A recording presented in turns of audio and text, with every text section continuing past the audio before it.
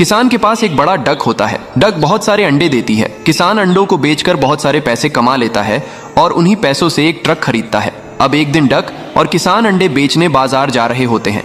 तभी ट्रक में आग लग जाती है और किसान मर जाते हैं। अब डक अकेली हो जाती है और रोने लगती है। फिर लाइक सब्सक्राइब नहीं किया।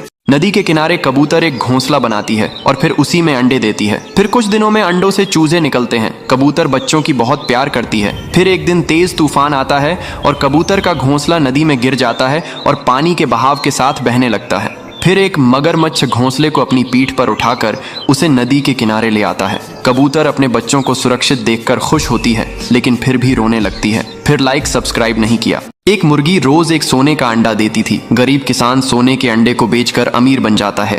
अब किसान हर रोज एक सोने के अंडे को उठाकर बेचता था, लेकिन किसान अब हर रोज एक ही अंडा मिलने की वजह से परेशान हो जाता है। किसान मुर्गी को एक साथ बहुत सारे अंडे देने के लिए डंडे से मारता है और मुर्गी रोने लगता है। फिर किसान का घर छोड़कर एक कबूतर के पास जाता है और कबूतर के ही साथ रहने लगता है। फिर भी मुर्गी रोने लगता है। फिर लाइक सब्सक्राइब नहीं किया। एक गांव में बहुत सारे मुर्गी थे, लेकिन एक किसान हर दिन एक मुर्गी का चिकन बेचता था।